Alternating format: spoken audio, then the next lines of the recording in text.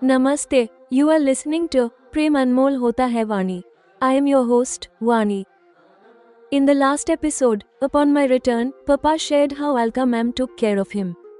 Today, you will hear why, despite being a brilliant student, my Papa remained an ordinary householder. This is a story of sacrifice and devotion that touched my heart. Alka ma'am's selfless service. Unique care. Papa shared that Alka ma'am called and said, Neeraj ji, until your caring daughter Vani returns, your meals will be prepared in my kitchen. And she sent tiffins both times without fail. Discreet behavior. Papa also mentioned that ma'am invited him for dinner, but never let him stay the night, and her words never hinted at personal love. Seeing this, I felt that Alka ma'am always speaks with great wisdom. Destiny's conclusion. Suspending the conversation with Papa, I began to think that the unthinkable never happens, and what is meant to be, will be. My final thought was, if it is destined, Swapnil and I will surely get married. The sacrificial past of Neeraj Joshi. A sequence of adversities. The following night, Papa told me the story of his life struggle.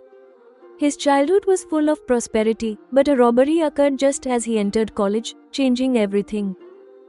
Conflict and separation. After the wealth was looted and his father fell ill, mutual affection in the family turned into mutual irritation, and respect turned into insulting behavior. His elder brother and sister separated, and the sister claimed his father's retirement benefits. Sacrifice of dreams. In adverse circumstances, the brilliant student Neeraj gave up his pursuit of a government job and opened a small bookstore to support the family. A father's wish. Seeing his father's fragile condition, he married a girl recommended by his mother, my mother, simply to honor his father's wish. After his father's death, Neeraj, instead of pursuing his dreams, became an ordinary householder bound by family duties. The feeling of truth and respect. Papa's confession. Papa admitted he hid all this so as not to worry me, and he also held a slight prejudice regarding me because of his sister's behavior. My new perspective. My heart melted upon hearing Papa's story. His narrow-mindedness now seemed circumstantial to me. His shortcomings were negligible compared to his sacrifice and dedication. Compared to his good qualities, these flaws are negligible. He is but a human, after all. If he had no faults, wouldn't he be a god? This saga of my Papa's struggle has filled my heart with even more love and reverence for him. Will this sacrifice of Papa force me to reconsider my decision to marry Swapnil and move to America? The story of the extraordinary sacrifice of an ordinary householder, in Prem Anmol Hota Hai Vani. You will hear Episode 60, The Cycle of Destiny, The Struggle of Neeraj ji, and a story of sacrifice. Alka ji told me, Neeraj ji, until your caring daughter Vani returns, meals for you will be made in my kitchen. Tiffins for both times, at your home or shop wherever convenient, will be delivered by me. Just as Alka ji said, she ensured it without fail. One of her staff members came daily at my specified time and place with the tiffin for both meals. Gratitude towards ma'am is clearly reflected in Papa's tone. Had you ever gone to ma'am's house before today? I asked. Yes, on Saturdays, Bahan ji invited me to her house for dinner. I went to her house twice then. Both times she tried to insist I stay over for the night. I have a fear of theft in an empty house at night. I told her this. Then she didn't insist further, Papa explained. When you went there, what did you talk about? I am looking at him expectantly. Once she talked about a debate organized 40 years ago during my college days. The second time, she talked about you, saying, Vani should be married now. Papa told me. When the two meet, they would talk about such things. I expected this. On my inquiry, he described both conversations in a bit of detail. In the talk about the debate, ma'am didn't tell Papa that she had fallen in love with him. Similarly, while worrying about my marriage, she praised me immensely but didn't tell Papa that she wants me to marry her nephew Swapnil. Clearly, ma'am always speaks wisely. What feelings she holds for my Papa, there is now no justification nor need to tell him. Likewise, it is not the time to mention my marriage to Swapnil. Surely she considers it necessary to talk to me before saying anything to my Papa about this. After finishing his story, Papa wants to hear about my experience during my stay in America. Papa, you are yawning, sleep is visible in your eyes. Please sleep now, we will discuss this later. Saying this, I stood up and moved towards the switchboard to switch off the lights. Daughter, I will switch it off after returning from the washroom. Papa got up from the bed to go to the washroom.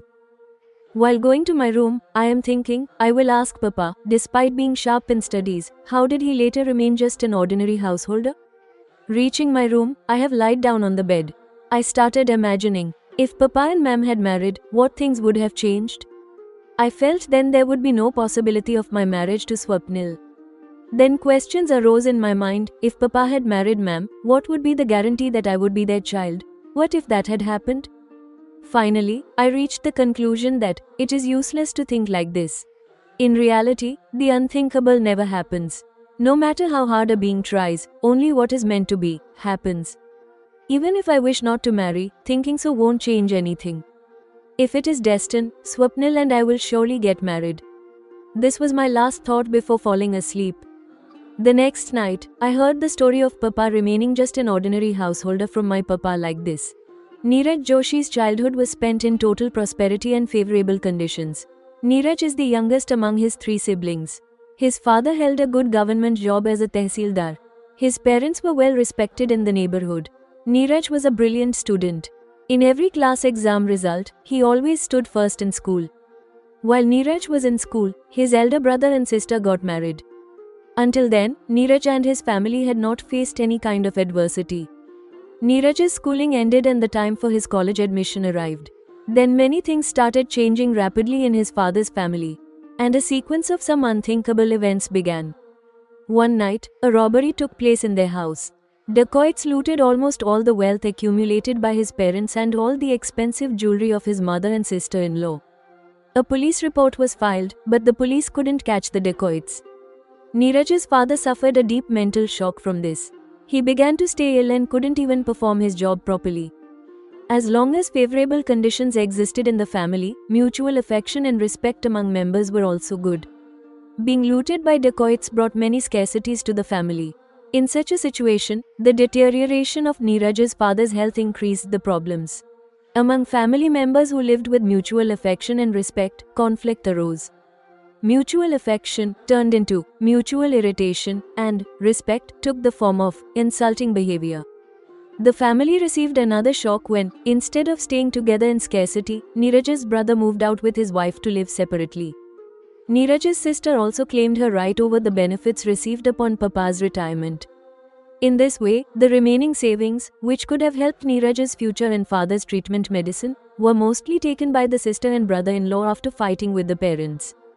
Even that wouldn't have been so bad, but Neeraj's elder brother and sister distanced themselves from the parents. Even when informed about their fragile condition, they wouldn't come to check on their well-being. In such an adverse situation, Neeraj somehow completed his college education. Initially, Neeraj ji even tried for a government job, but when success didn't seem likely, he opened a small bookstore and started contributing to the family's livelihood.